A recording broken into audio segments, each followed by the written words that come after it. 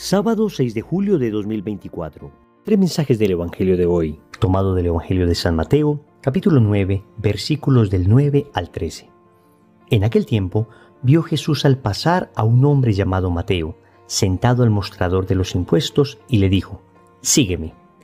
Él se levantó y lo siguió. Y estando en la mesa en casa de Mateo, muchos publicanos y pecadores que habían acudido se sentaron con Jesús y sus discípulos. Los fariseos, al verlo, preguntaron a los discípulos: «¿Cómo es que vuestro maestro come con publicanos y pecadores?». Jesús lo oyó y dijo: «No tienen necesidad de médicos los sanos, sino los enfermos. Andad, aprended lo que significa misericordia quiero y no sacrificios, que no he venido a llamar a los justos, sino a los pecadores». Palabra del Señor, gloria a ti, Señor Jesús.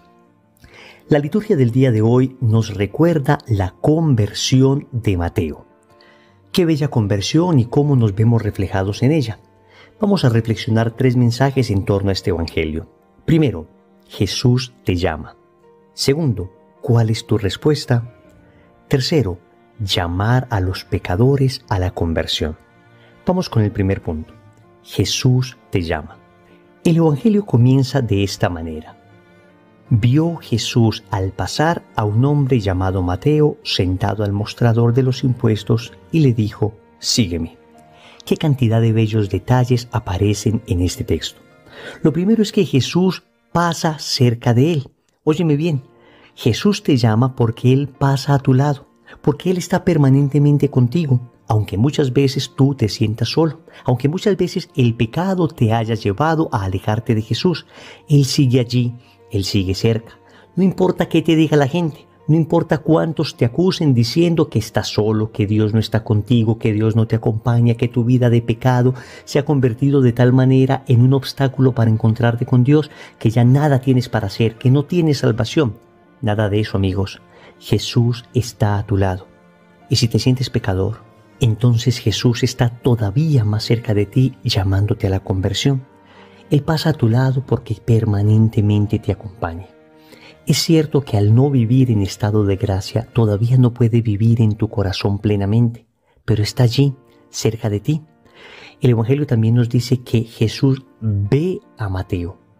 Es decir, Dios no solamente está a tu lado siendo indiferente, mirando para otra parte. No, Él te está viendo, Él te está acompañando, Él se fija en ti, Él está mirándote permanentemente, pero te mira con tremenda ternura, te mira para sanarte, te mira para amarte, te mira para curarte. Y repito, su mirada no es de acusación, su mirada es de misericordia, su mirada es tan tierna que esa sola mirada ya es una profunda llamada a la conversión. Y dice el Evangelio que le dice a Mateo: «Sígueme». Y a ti te lo dice hoy: «Sígueme». ¿A dónde vas? ¿Cuál es el camino que estás siguiendo? ¿Lo que has hecho hasta ahora, hacia dónde te ha conducido? ¿Qué frutos puedes recoger de una vida lejos de Jesús, de una vida lejos de Dios?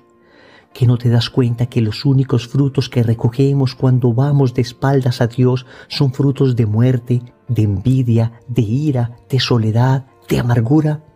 Jesús te dice: «Sígueme», y con esto te invita al camino de la luz, con esto te invita al camino de la vida, con esto te invita al camino de la felicidad, al camino de la compañía, al camino del sentirte verdaderamente abrazado por primera vez en tu vida.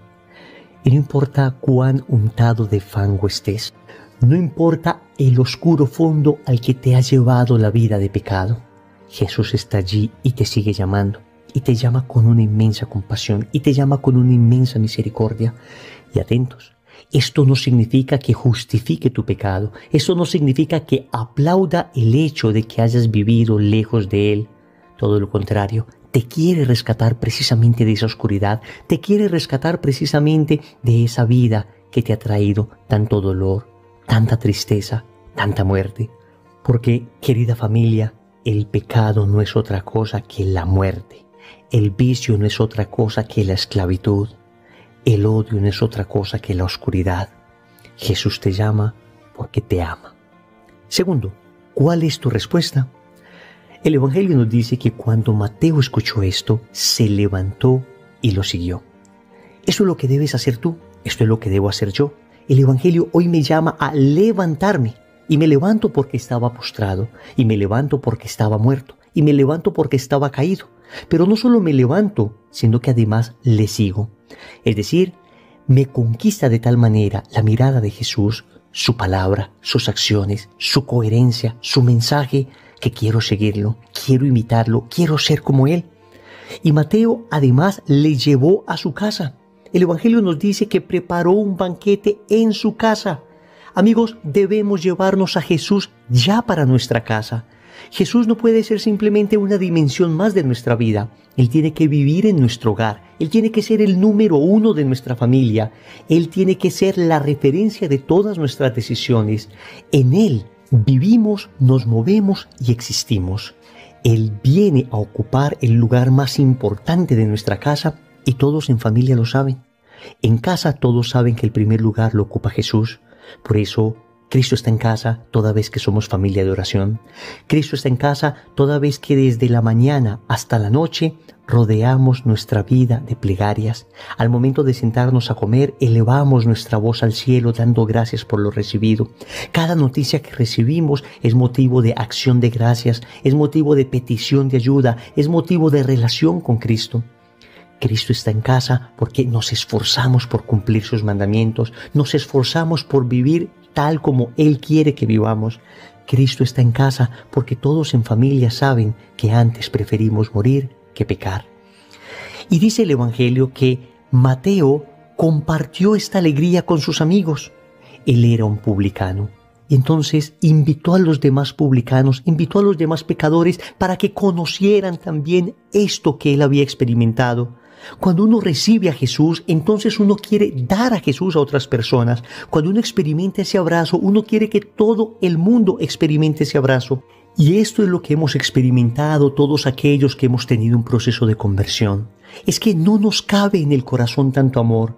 Es que pareciera que estuviésemos obligados por ese mismo amor a comunicar a todo el mundo que antes éramos esclavos y ahora somos libres, que antes estábamos en la muerte y ahora estamos en la vida, que antes nuestra vida estaba sombría y triste y ahora vivimos en la felicidad verdadera, que antes no sabíamos qué era el amor y hoy el amor nos desborda. Comparte esa alegría todo aquel que ha encontrado a Jesús. Pero luego vinieron las críticas. Empezaron a decir que Jesús se reunía con pecadores. Entonces es natural que en medio de este proceso de conversión empiecen a atacarte y a juzgarte y a decirte que no vas a poder. Y a decirte que este camino es solo para un grupo selecto de personas, que no tienes madera para el cielo, que no tienes madera para la santidad. Y viene una tentación que se llama el desánimo. San Ignacio de Loyola nos dice que todo desánimo proviene del mal espíritu. Y el enemigo va a intentar desestimular la conversión, te va a susurrar al oído que tú no eres capaz, que esto es para un grupo de gente muy especial, muy virtuosa, muy santa, pero que tú no perteneces a ese grupo de gente, que mira tu vida pasada, ¿cómo vas a cambiar todo eso? Estas eran las voces que hablaban también al corazón de un Mateo que estaba convirtiéndose. Y sin embargo, él soportó estas críticas unido a Jesús.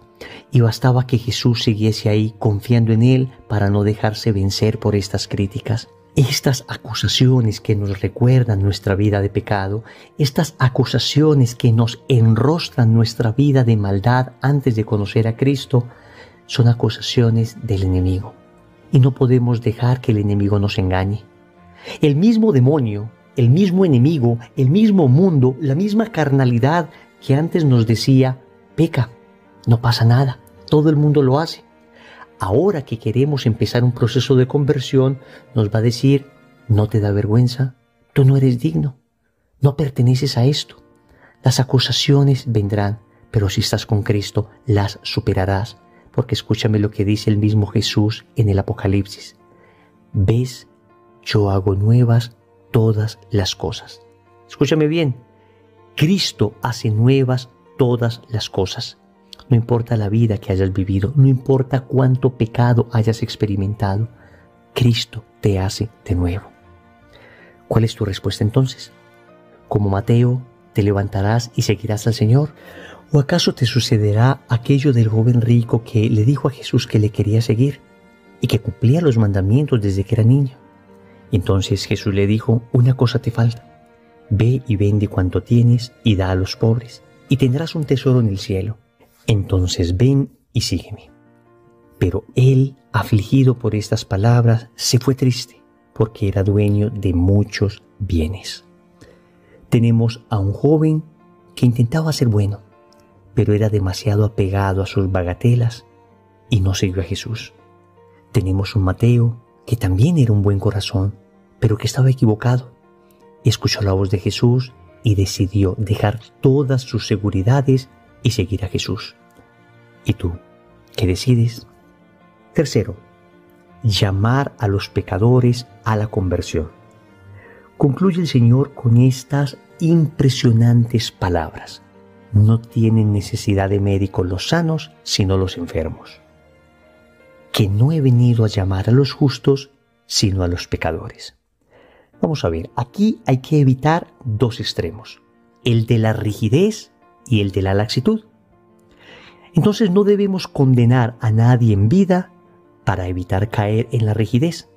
Los rígidos serían aquellas personas que creen que ellos son los santos y que si no se comportan como ellos, entonces los demás son pecadores. Y ellos son los que deciden quién se salva y quién se condena. Y debemos evitar ese extremo. Claro que lo debemos evitar. Pero amigos, también existe el otro extremo, el de la laxitud. Y este es el extremo de aquellos que hablan mucho de acogida, hablan mucho de misericordia, pero poco hablan o prácticamente nunca hablan de conversión. Escuchemos claramente las palabras de Jesús. No tienen necesidad de médicos los sanos, sino los enfermos. Entonces hay un reconocimiento de que hay una enfermedad y precisamente el médico viene a sanar esa enfermedad. De nada serviría que el médico acogiera al enfermo y lo dejara morir en su enfermedad. Luego el Señor dice, no he venido a llamar a los justos sino a los pecadores. El Señor llama a los pecadores, pero los llama a la conversión. De nada serviría que el Señor les llamara para dejarlos en la situación deplorable a la que los ha reducido el pecado. Que quede claro entonces, llamar a los pecadores a la conversión, evitando la rigidez y evitando la laxitud. Oremos. Amado Señor, nos presentamos de nuevo ante ti. Sabemos que nos estás llamando, pero hemos sido muy resistentes a tu llamado. Nos ha costado mucha dificultad dejar las bagatelas que nos tienen anclados a un mundo que lo único que ha hecho es herirnos, hacernos sufrir, maltratarnos. Y sin embargo, tu dulce voz, esa voz increíblemente atractiva, esa voz que me promete felicidad verdadera, esa voz no la he seguido, Señor, hasta ahora. Por eso hoy quiero suplicarte la gracia de una auténtica conversión. Quiero suplicarte que me des la gracia de poder responder adecuadamente a ese llamado. Yo reconozco que por mis propias fuerzas soy incapaz de hacerlo, pero tu gracia me basta. Si tú me ayudas, Señor, si tú me das la fuerza, si tú me das la gracia, no solo de llamarme, sino de tener la voluntad para seguirte, entonces, Señor, te seguiré. Y además, ayudaré para que otras personas también te sigan. Llamaré a todos los pecadores a la conversión. Seré un instrumento en tus manos, Señor. Te lo digo, frágil, instrumento defectuoso, pero sé que eres tú, Señor, finalmente el que me va a usar. Y así como un extraordinario pintor, con un mal pincel puede hacer un bellísimo cuadro, asimismo tú, Señor, con un instrumento débil como yo, puedes también glorificarte. Todo esto te lo pido, Señor, a ti que vives y reinas por los siglos de los siglos. Amén. Señor, dame lo que me pides y pídeme lo que quieras.